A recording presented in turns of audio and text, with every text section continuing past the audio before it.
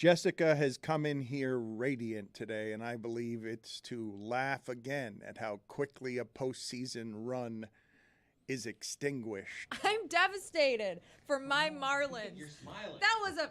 That was a terrible game. It was not a great feeling to have the Marlins extinguished as rapidly as possible. The state of Florida did not represent well in the playoffs. I'm so sick of these Marlins and these Flanagan Cups. You can't be sick of the Flanagan's Cups. I know, I need that to give my dog a bath. How are you doing, Dan? Your Rays lost. My beloved Rays. The state of Florida played 4 games and scored 3 runs total. Both teams, the Rays made 4 errors in their first game. 4. It's a franchise record. 4. The Rays have gone like 35 scoreless innings in the postseason. I knew something was wrong. I didn't watch the game, but I knew something was wrong when I didn't get my daily check-in text from Dan to prove that he was watching the Rays. I knew, oh, man, trouble in paradise. Every day for the last 2 months, I've texted him a photo of me watching Rays baseball. I loved that team. But what happened to the Marlins yesterday reveals to me again just how much and how different the standards are in this city for our teams, right? Because that is indisputably a wildly successful Marlins season that got extinguished as fast and as painfully as can happen. Not close games, not interesting, not scoring. And, oh, that looks fun. The other team just dragging our corpse all over the field, our season all over the field. As Philadelphia, that place was electric. We did lose our 2 best pitchers. I just feel like that needs to be stated. This could have been a lot different. But, yeah, it sucks. Still a good season, though. Like, it's such a boring thing when you lose in the playoffs just to be like, good season, though. Yeah. But I'm going to do it. Good season. Good job, Marlins. Yeah, good season. Yeah. I do have a hot take, though, which is watching that game last night. I'd rather my team just not make the postseason than losing 2 games on the road like that. It feels really bad.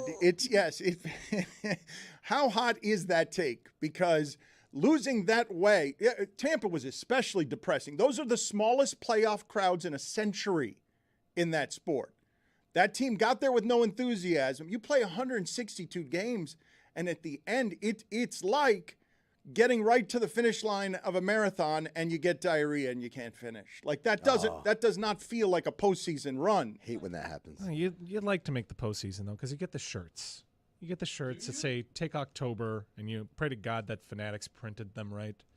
Well, you also get the memes and the videos that go viral. Let's promote for the first time rising local broadcast star Jeremy Tache's podcast.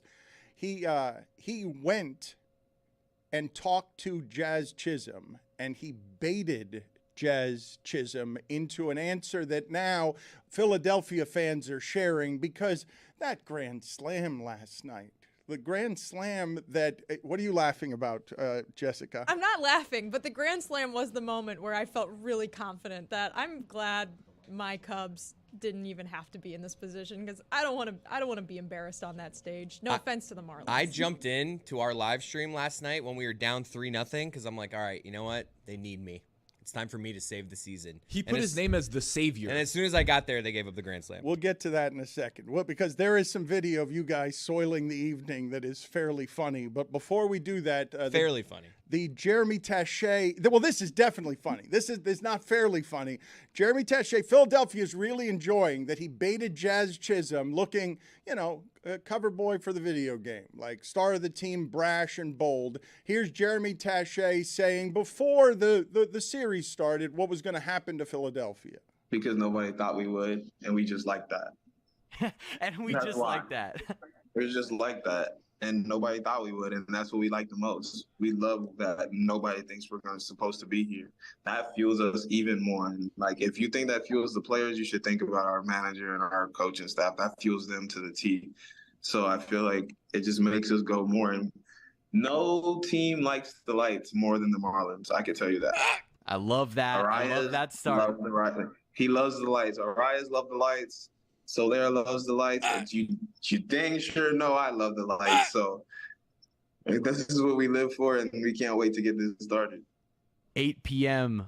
Tuesday, Wednesday, maybe Thursday. Maybe the Marlins take care of business in the first couple games. No Thursday. No Thursday. Nailed it. That's the killer at the end. There will be no need for a game on Thursday. Of course, the Marlins season is over. They don't have to play on Thursday. Jeremy Tache's podcast is Miami Mic'd Up, by the way, if you want to laugh at Jazz Chisholm and Jeremy. Jeremy was very, very overeager. He is, I don't want to be a joy squasher. He's more joyful than anyone we have around here. He's so earnest. I know his nickname is Jer Bear. I didn't realize he was a pander bear. There's a lot of pandering in that clip, folks. A lot of pandering. He is the new face of young journalism in this market, somebody who will cheerlead for the athletes and be happy to be around them, enjoy being around them. And so he was thrilled that Jazz Chisholm gave him the sound that now Philadelphia is making fun of. When's the last time you were that excited to be around an athlete? Oh, my God, it's been so long. It really has. Like the reason I'm looking at it is because I'm like, oh, I recognize that boy. I used to be that in my early 20s. Give us a name, Dan. I mean, Everett, know all of them. Gary Sheffield, all those guys. Like, yeah, I was awed to be in their company. Alonzo Mourning? Well, or was that too late by then? Well, I wrote bad things and he got mad at me, and that I didn't want to be next to him. I did not want to be around. Alonzo him. was mean to you? What? Well, no, they were. You know what? That one was my fault. No, Alonzo's got a legend around him. Any kid that grew up in South Florida while he was playing at the Miami Heat has an Alonzo Mourning was mean to me story. I don't have that story, but what I do have is the regret, looking back now 25 years being a sports columnist, my viewpoints all changed. I wrote a scathing column when he left the Miami Heat, scathing, and I regret it. And my viewpoints on what is owed to management and what a player should have for power have all changed in the last 20 years. I've apologized to him about that. Dan, let me tell you something, man, because I didn't read your stuff in your heyday in the 90s, but, man, this dude was reckless. You were a reckless writer. Like, sometimes I'll come across pieces like Dan Le Batard columns, like, no wonder these teams all wanted to kill you, man. And I was young. I was trying to find my voice, and you know what the model was? Mike Lupica.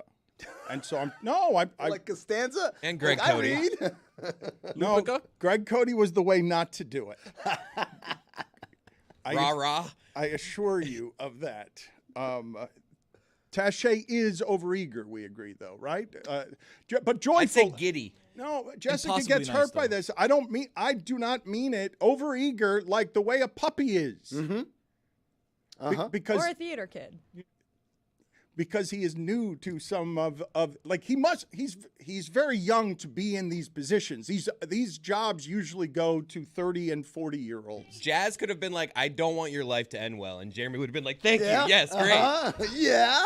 No Thursday. I have a question. Do you like when people are overeager to hang out with you? I feel like I'm like, okay. Oh, you play hard to get just socially? Come on. That's happened more since you've joined the show. People want to talk to you. Come on. You play hard to get socially. I don't think Chris Cody plays hard to get socially. I think if people want to, What's that supposed to mean? What do you mean? Why do you take that as an insult? You're easy to hang with. You rarely compliment me. So I was like, what's that mean? You're indisputably a glue guy. Everyone likes you. You're the only one here. We got so many employees here. Nobody's got anything bad to say about Chris. I don't know whether that's true. All right. The MMA hangout would like a word. Let me look around. Who are your rivals? As soon as Tony gets here, Billy attacks him. What hasn't stopped attacking him? Like, as soon as he gets here, who's your rival? I'm not convinced Roy likes me.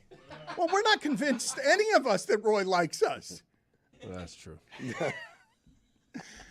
Carmen definitely hates me. Let's play. I don't want to go around the office. You guys are so eager to do the Sid Rosenberg show. You really are. Sid. Yes, Sid Rosenberg, who just talks to everybody and brings them in to Sluggo. Andy King. Gino was a DJ. We found that out last night. You're going to do this? We should have a DJ off. Mike and Gino? No? Oh, The Fuentes brothers? Oh, wait, Mike Fuentes doesn't do anything. Oh, he does nothing. He literally does Now nothing. you got beef with Mike Fuentes. No, I'm just saying, like, Gino's a DJ. Mike, what does Mike do? Well, what Dan was saying about Chris, he certainly couldn't say about Amin. That is true. Well, he is a serial truth teller. That Amin, one of the greatest things about Amin as a personality is he will take the consequences of whatever comes with it. This is an adult telling the truth. When I was in the 20s doing the columnist stuff, I had not yet found my voice. Amin will tell you to your face all the things you don't want to hear. I found my voice in 1979, Dan, and it ain't stopped yet. It's just an ever-flowing fountain of truth coming out at all times. Right out of the womb. Yep. Unfortunately, we do not have Billy with us here today, but I think if he is still with us, he's just not in studio today. With us here today. Yes. Not in spirit. His spirit is here with us today, but the rest of him is also alive elsewhere. It's okay. We would have started on a more somber note if the Marlins had killed him last night.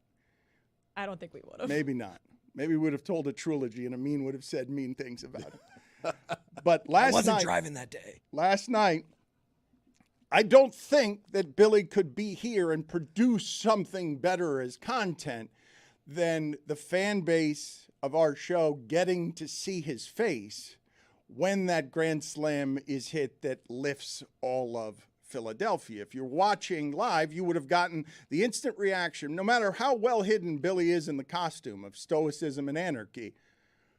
Billy is a huge Marlins fan. Like, he has not given up this team ever, but it hurts him to put that fandom out in front of us because Mike can make fun of him because Heat fans rule this town. The standard is just totally different for the teams, totally different. If the Dolphins make it to the Super Bowl and lose, or get to the conference finals and lose, I'm not making fun of anybody. I don't like it when people make fun of my teams being eliminated. I think the Marlins had a great season. That stinks that they got eliminated. I'm not here to make fun of Billy. Yes, do I hold the private resentment that Billy hates the Miami Heat for some reason and then alleges that he doesn't? Yes, but that's a private resentment, not for air. It's not some reason, it's you. Well, I do wonder about this because as all of us around here age, there's only so much fan width that you have for these things, and you do have to, just like you're doing with the streaming services, you do have to decide, well, how much energy am I going to pour into these things? Tony, did baseball grab you or no? You watched it very casually. We watched the entire game. I have no idea what happened. Okay. I watched one inning of playoff baseball yesterday, and I was shocked to learn that the Minnesota Twins have moved out of the Metrodome. I love the Blue Jays this season, too. Like, the good teams are already eliminated in 2 days. Like, it really does. Chris, that sucks as a playoff experience. Like, it really does. It doesn't get worse than that. You score 1 run in 2 games, or 2 runs in 2 games, and you're not in the games, and you don't have there's not late inning drama. You don't have a lead, and then your season's over, and the other city is remarkably joyous. What stinks is that we've made the playoffs twice in recent years, and we've had no home games. The fans haven't got, even if we're going to lose, just being able to go to that park. I've never been to that park for a playoff game. So it's just, you're right. To your point, it doesn't really, it just felt like we had a big game last night. It didn't even really feel like the playoffs. They've been playing those for 6 weeks, and that's why it's been a good season. Like that right there. The fact that they played late into the season, meaningful games, and kept winning and were exciting. Like, it's where fan bases get built on success. But again, different standards in this market, understandably, for the teams, because some of them have put the expectations so low that winning more than you lose is a conquest. And last year when the Heat did that, Mike turned on them, and then they did what they do in the playoffs, and that's their standard. Like, that's the expected standard in this market. Did we save ourselves from shame? Like, would we have been the Rays if we had a home game?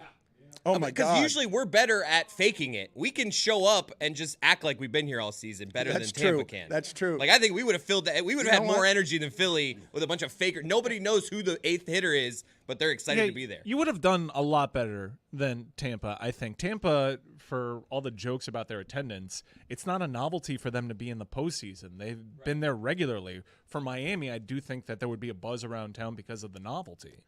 The announcers on the Rays game yesterday refused to refer to it as a crowd. They called it a group. The group that has gathered in Tampa. It's the smallest crowds in 100 years in that sport. I put into my group chat roughly 60 seconds ago. There's about 30 people in this group chat. Was Zoe ever mean to you when you were a kid? So far, 7 thumbs up, and one chime in from Chris Whittingham saying he was never mean to me.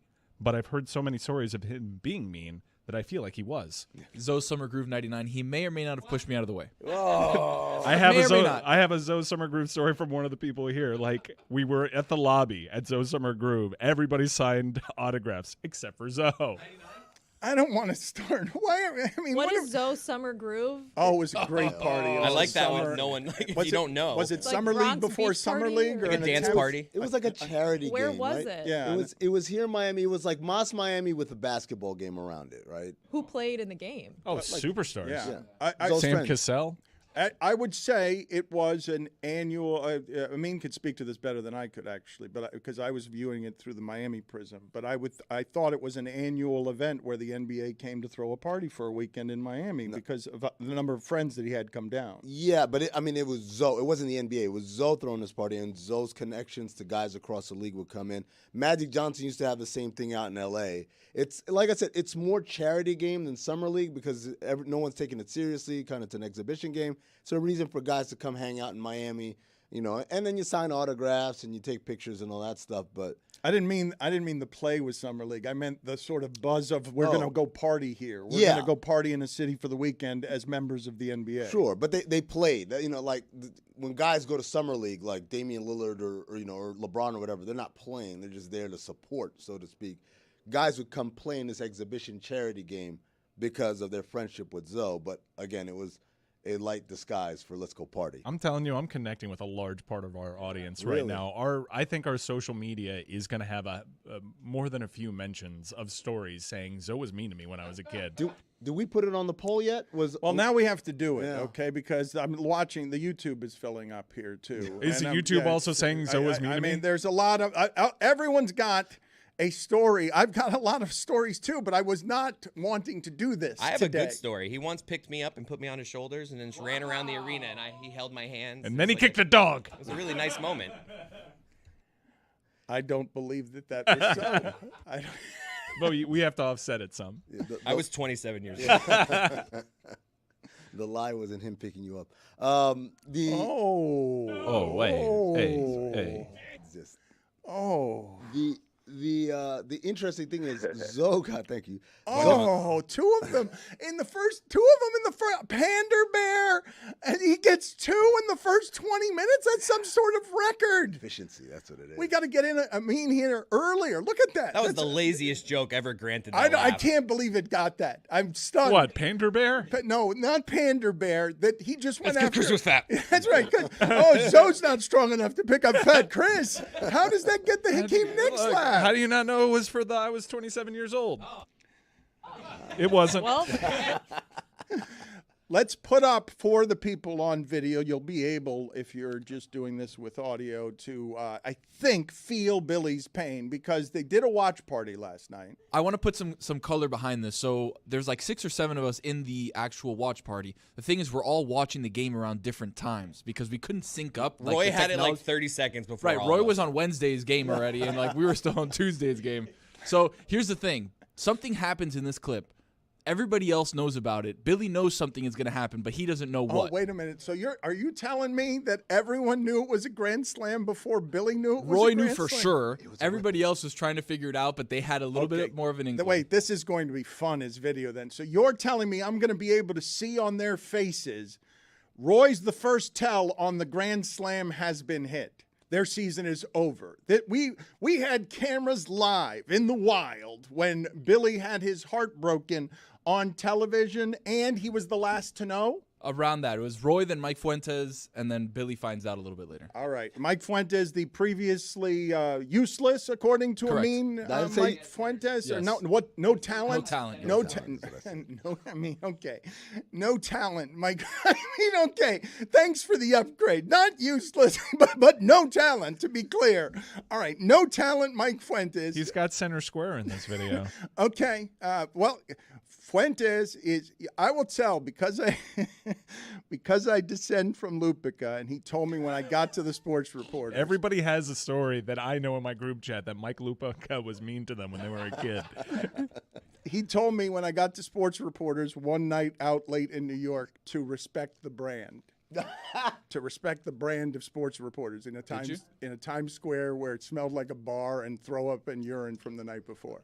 Another little Easter egg in this video is Lewis in the top center square just playing video games during the game. Not paying attention. Okay, very good. The quality of the video sometimes around here would indicate that is symbolically so. I imagine when we're doing this show right now, Lewis is playing video games. Starfield. Right. Confirmed. But Fuentes, respect the brand. Okay, Fuentes. I don't mean to be Lupica, but these Fuentes brothers, the two of them, respect the brand. Let's play this video. Everybody's working. What did Gino do? I thought he'd be a DJ. Is he like all Miami DJs also a pharmacist? If your last name is Fuentes, you do both those things. Always. All right, let's see. Let's see what we've got here of this pain sweeping through the room. Yep. Bro, I'm the sure person everything's batting, built over. okay, and guys, just like that, it's over. So the person batting no, right now is he and look that like concludes Shepard. our 2023. Hold on, wait. The person who Okay, batting, he looked just like Dak Shepard. All right, I'm moving Oh ahead. damn! I'm locked in on Billy right now. All right. Dak Look Shepard. at Billy's reaction.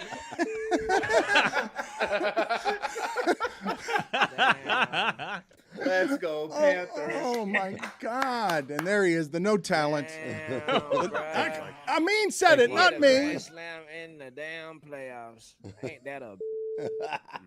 That is a dude. Yes, it is. Yes, it is. Hey, look. Luckily, it's almost Marlins o'clock. Yes. Yeah, that's right. You But feel me? Cody, you have done nothing close to saving this season. I've actually done worse.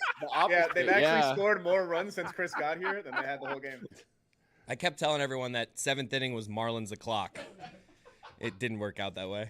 You showed up and proclaimed yourself to be savior. We were down 3-0. I could only be the savior. I'm like, hey guys, I'm here to But help you out. couldn't. And then it was 7-0 the first inning. They actually scored more in the time I was there.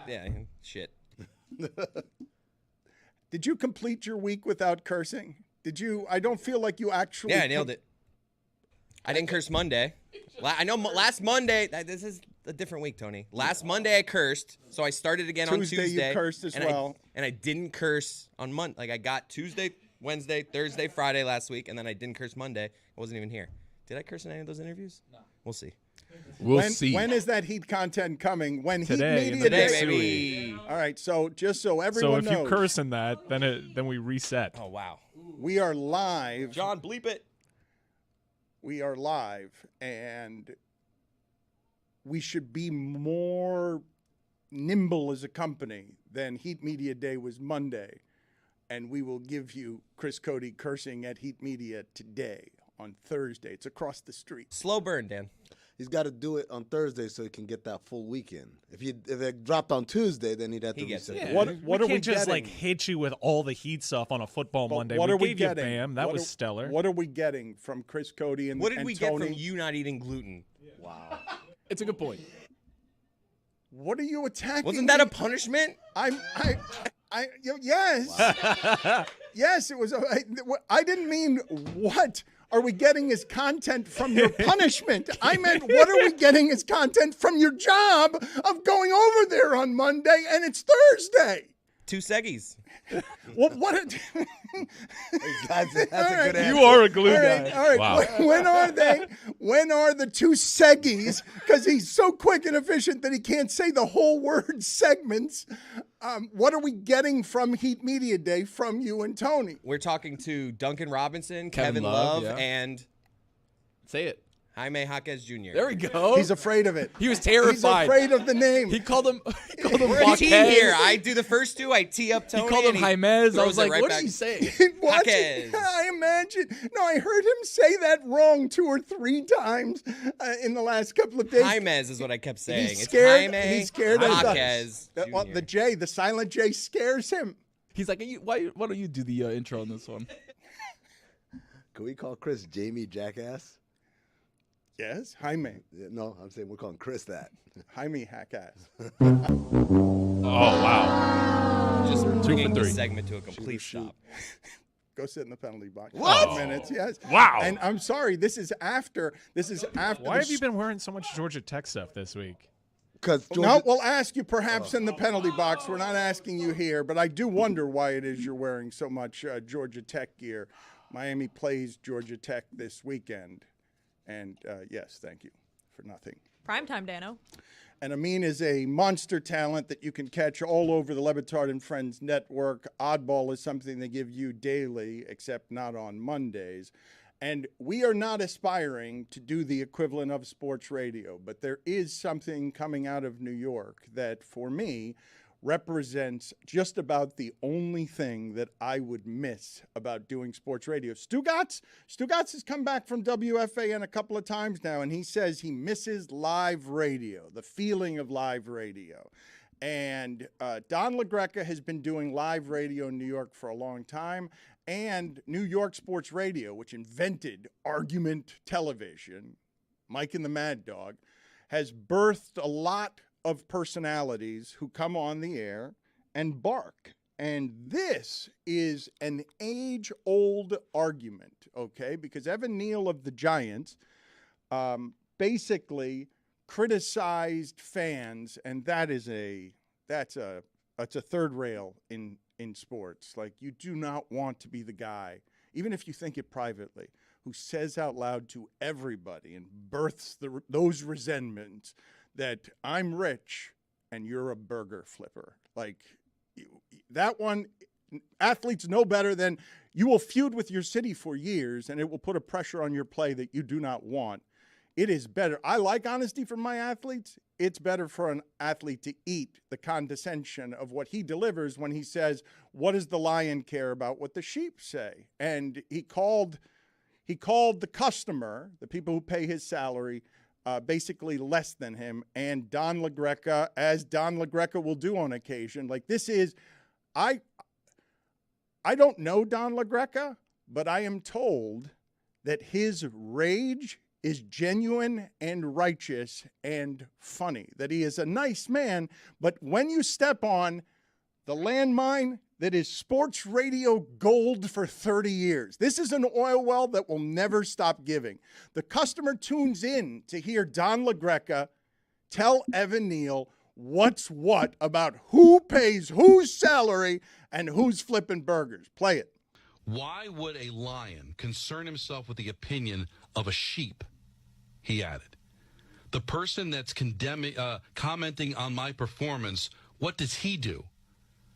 Flip hot dogs and hamburgers somewhere? Are you kidding me? Are you kidding me? I'd cut his ass. I would.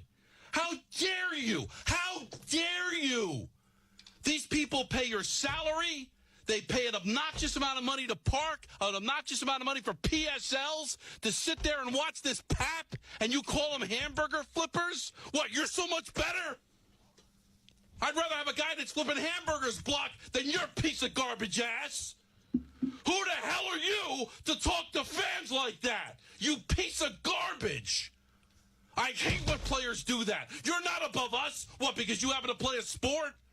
You make them, you're better than me? You're better than the people that pay your salary? These Giant fans were here before you, and they'll be here after your sorry ass is cut. What a piece of human trash. And I don't want to hear some apology. I don't want to hear, oh, I was taken out of context. I didn't mean, I don't want to hear, done. I would cut his fat ass. Oh, if I'm John Mara, I call him into the office and say, you were a first-round pick, but you're not worth anything. You don't talk to our fans that way. You don't talk to me that way. You are out of a job. You should boo him. If you see him in the mall of Willowbrook, boo his ass. If you see him on the DMV, boo him. Don't stop booing him. If he goes to the Pro Bowl, boo him. If he wins a Super Bowl, boo his sorry ass. And I'm telling you, it's like watching an enraged Santa heckle human beings. Like, if you were on the street and walking past the place and you saw someone for the holidays dressed as Santa, but they were screaming mad with rage at the maximum insult that you could deliver, which is, yeah, I think I'm better than fans. You're better than me. Like, you just saw his forehead turned radioactive red. Crash more.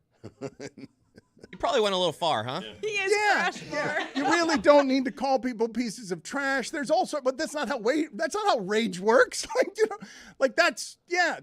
you know how much of that sentiment, just all of it, that's not at microphones, is running through our entire country right now? The radioactive red contrasts so well with the Kenny Rogers motif. Yeah.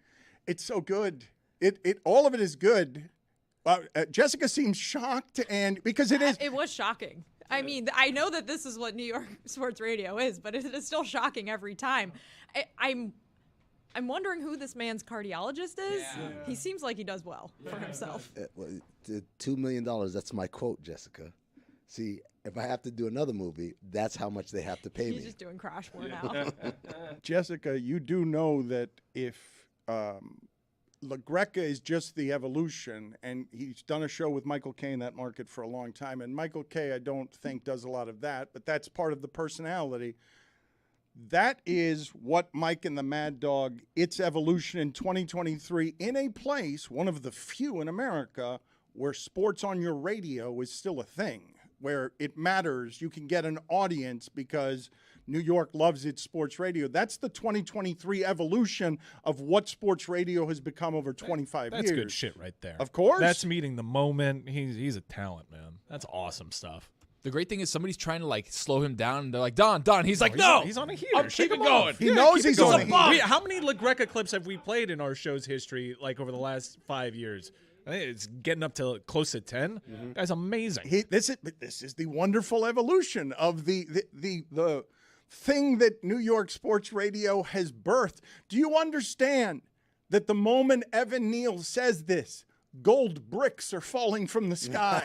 They don't want to talk Giants football. Here's a thing to talk about. The Giants are about to go to the Dolphins. Have you seen how bad the Giants are? That game is this week.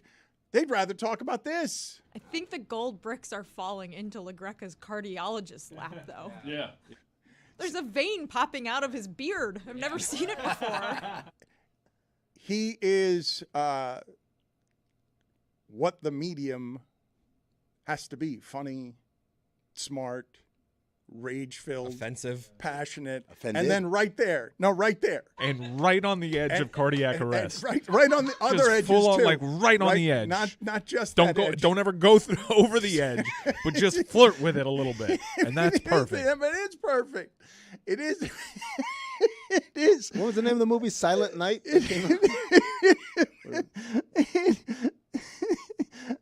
Santa Claus. I thought I had a hot take earlier in the show. Oh my God. I mean, but really, don't look at this still shot that they just put up there. I know, and this is what I want to say. I can see his wisdom teeth.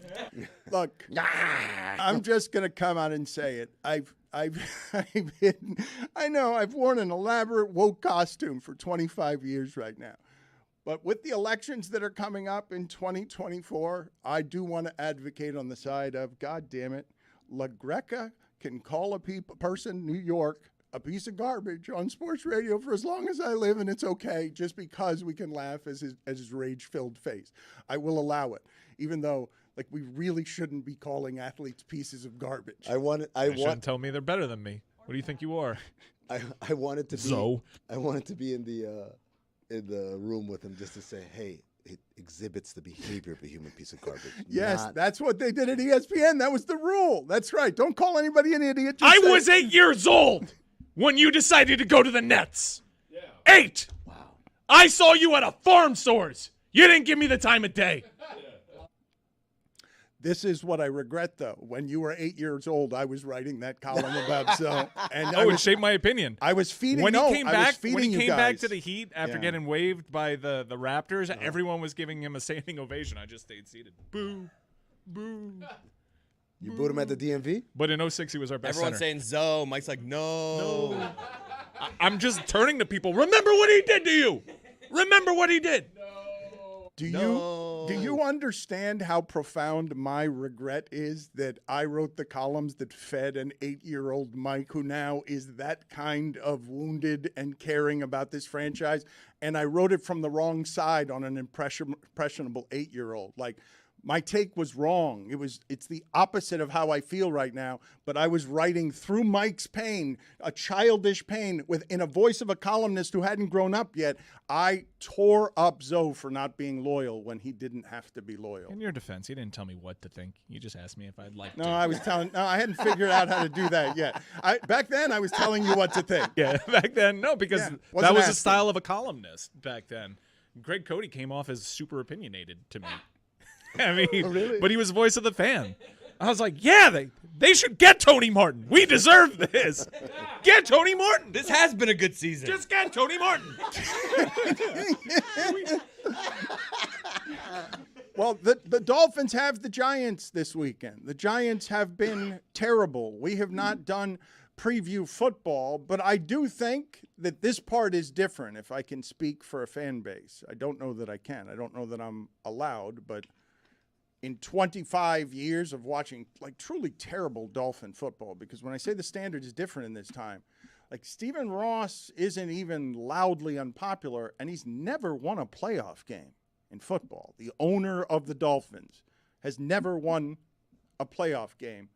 I had a different feeling than one that I usually have around that Dolphins loss at Buffalo. I did not think that they were unmasked. What I thought was, oh, yeah, you go, good team.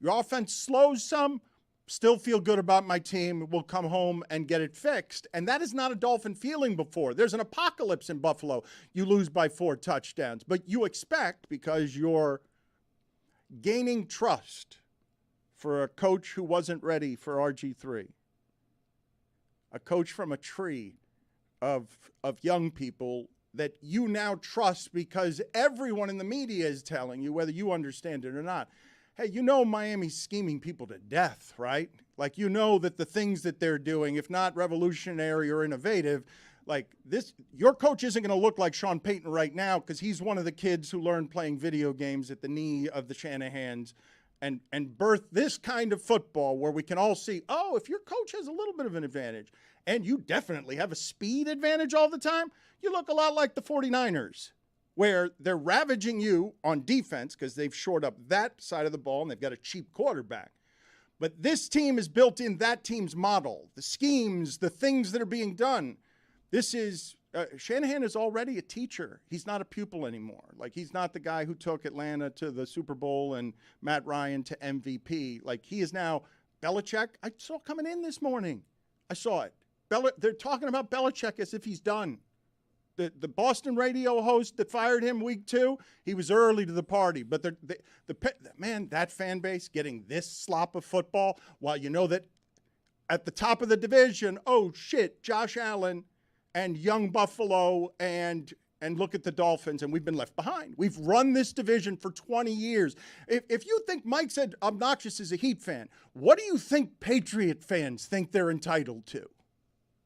When is the last time we had this scheme advantage? You're making me think right now. Like, when is the last time the Dolphins had a coordinator that they were like, this guy's... 1972. Was it Jimmy? The Jimmy defensively? Like, he wasn't the coordinator, but like his defense. No, what maybe? the Dolphins have had in geniuses are of discipline, not strategy, of coming in and being a boss of Don Shula and Jimmy Johnson and creating a tough guy culture. That's not what this guy is doing. Like, that's not...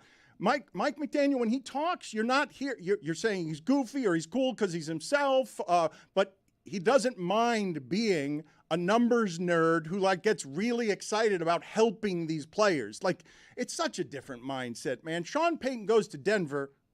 I got this. Nope, I'm not going to have any problems here. I made Drew Brees. Drew Brees didn't make me. You come in with that ego, and that scores 70 points on you.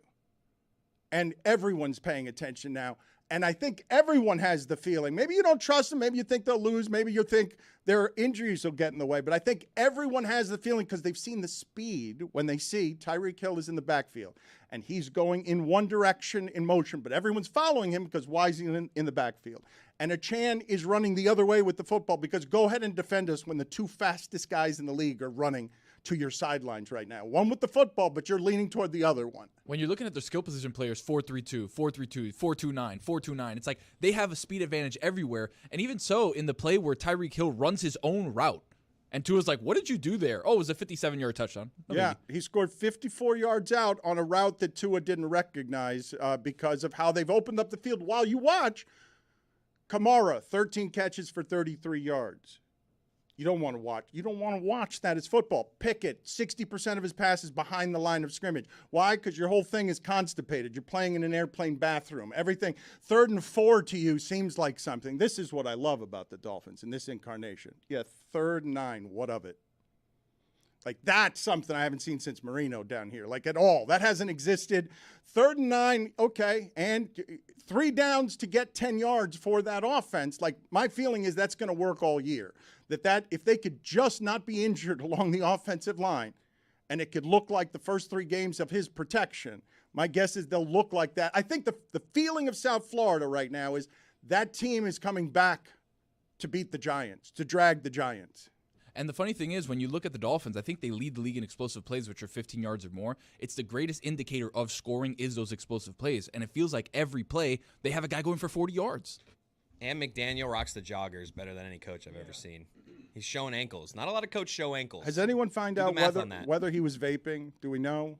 Yeah, he's played coy with that, seemingly confirming it. Are his sunglasses getting bigger? They're getting cooler, are they not? They're getting bigger. Just bigger? You think he's just aging, that he can't see the field as well? I think maybe he's also, because he's funny like that, I think he's getting slightly bigger sunglasses every game. Is he doing a Scary Movie 3, like with the hat? Yeah. You think by week 17 he's going to have a cartoonish slate, like that he's doing what Jimmy Butler did to Media Day. He wants us to have 17 photos that tell a funny story. Yeah, it's just going up like 0.3 each Sunday. Can you tell me whether you had your heart broken last night quietly by your soccer team? Messi is not playing. When he does not play, they lose 4-1.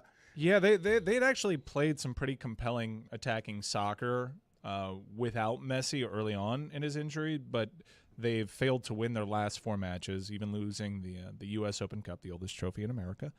And now they are in a real bad way in terms of the playoffs. They need help. They went into a sold-out Soldier Field. It was a really cool atmosphere, and Chicago Fire got to play against Inter Miami without the player that sold the building out. What does that mean, sold-out Soldier Field? Like, what is the capacity that they do for soccer? They don't do football capacity for soccer? They do. Yeah. I did not know that. It was a sold-out Soldier Field.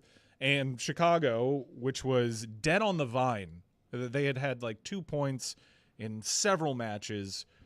They got lucky and had a red card in their previous match, and now they had all this life breathed into them, and they had this crazy atmosphere yesterday. The game was actually 1-1 at a point with Miami bossing the game, and they missed 2 golden opportunities. And after that, a terrible turnover, and the game gets out of hand with Inter Miami chasing the game. But I really want to talk about, and I saw Deadspin tried to write a think piece, or whatever think pieces are for Deadspin these days. And they called to attention, what is MLS doing with this injury? Because it's putting teams in terrible situations because they've sold out these buildings. Chicago Fire had to put out a statement in advance of the game. We don't know if Messi is playing, but because you're coming out, we'll give you $250 discounts on season tickets. You have all these advanced tickets being sold, and secondary market went crazy when Messi was announced. And MLS has historically been really good with detailing injuries. Really good. Amongst the best in the sport of soccer. But with Messi, there is all sorts of ambiguity. Mm-hmm. And it's kind of bullshit. Mm. And let's strike kinda from the record. It is bullshit. Just come out and give an injury timeline. Be more forthcoming with that injury. There have been reputable reports out of Argentina that say he's out for the season. I have heard through chatter that he is out until the international break. Inter Miami have 2 games in hand. They're against opponents that they are chasing directly with Charlotte FC, 1 at home and 1 at Charlotte. It would be huge to get him back for those 2 games at Charlotte, if provided that there's something to play for. But they are just being coy about this entire injury. Meanwhile, he's not making trips. And Jordi Alba is also injured. And when asked about Jordi Alba, Tata Martino says his injury is a little longer than Lionel Messi's, which is like the most ambiguous injury we've ever seen in the sport. Mike, the part that floored me because I was asking you about the capacity for Soldier Field. I don't believe an MLS game without Messi would fill Soldier Field. I was under the impression everyone knew that Messi was out, and there wasn't the expectation of going to the stadium, paying whatever those tickets are. And we can have a whole separate conversation for a long time about the gouging that goes on when all of a sudden you get a Messi, and now you want to raise all of the money around this because you want to capitalize in a capitalistic place off of this guy. But you sound like you're telling me they sold tickets with fuzzy injury stuff because then you get the 100,000, you don't have to give refunds, and everyone knows Messi's not going to play. You never give refunds for injury. That's how sports work. Mm-hmm. But when the news of Messi coming into Miami breaks, everyone rushes to buy tickets to see him on the road. Oh, he's coming to Chicago in the second part of the season. Let's snag tickets. And also scalpers do that. Let's get these tickets. And the way that the secondary market and the primary market work is you get your tickets and you hope to God that Messi shows up. Where it's unfair, and they don't know the secondary market anything, but you should manage expectations because there's a lot of people that have spent a lot of money on these tickets that are going there and are being surprised because they haven't come out and said that he is not playing. They didn't even come out and say that he wasn't playing here. The statement that Chicago Fire put out yesterday said, we have no idea if Messi is playing. And I do think you owe your fan base something. And there's a gamesmanship angle to it that has been totally absent. Like, what are these government secrets? Bill Belichick is handling injury reports now? This isn't gamesmanship. This is all business, right? Is it this naked? Are you telling me it's as simple as we know Messi's not going to play, but we'll charge you for the possibility that he might? Because the idea is that for Miami to announce he's out for the year, craters, road attendance everywhere. And even though the tickets have been sold, concessions haven't. But that's parking a grift. Hasn't. Hold on. That's a grift. Hold on. Of course it's – this whole thing is a grift, Dan. Hey, are you still that kid from 1995? I'm Jeremy, yes. This whole thing is a grift. What do you mean? What do you mean it's a business, Daddy? We sell hope. Don't call me Daddy. We sell hope here, right? That's all we do. And so people come with the hope to see the second best Argentine football player of all time in the flesh. But if they don't see him, they still have to buy hot dogs and beers and all that. And then on top of that, what Mike just said, what the Chicago Fire did said, hey, you know what? As our bad, we're going to give you discounts on season tickets next year. Well, guess what? How many of those people weren't planning on getting season tickets? Like, well, they gave us $250 off, so we might as well. So they just turned it into another sales opportunity. This is all business. Is Mike allowed to be hurt by that? No. This is you growing up. Grow up, Mike. It's not a little friendly MLS anymore. We're running out of time, but I do think we should get into it maybe tomorrow about Inter Miami's season ticket predicament because that's been well documented. For this, I understand it, and it's a kind of BS that I'd expect out of maybe the NFL. It's a kind of BS that I'd expect around a tanking NBA team that wants to disguise whether or not a star player is available. I don't even get this in European soccer. And the thing is, it's not how MLS operates. For the most part, their injury policy has been pretty forthright. But when it comes to Messi, we're writing rules on the fly, and there's a lot of families that are spending a lot of money that are probably spreading themselves a little thin that maybe don't have access to social media sites that are constantly updating this so-and-so non-verified report out of Argentina that are going there and are honestly feeling like they're being punched in the stomach. And I do think that the league should do the right thing and establish a timeline or at least be a little bit more forthright because the ambiguity is only hurting people. Mike, I went to England in like 2016. I went to Brentford, which was a third division team at the time. And I said, let me get tickets to the game. It was sold out for months. No chance for this third division team that wasn't good. Dude, that's their culture over here. Over there. Over here, we got to move units, man. And that's what they're doing right now. They're trying to move units. They're trying to make that leap from sideshow to one of the big shows. And this is part of it, man. This is America, Jack. Well, it's not just America, though. I love when the sports teams represent the cities. So, of course, a Miami team is going to run a grift on you with the most popular athlete in the world. Like, it won't be truly Miami, like inbred in our culture, unless it is on a foundation of total commercial grift and greed.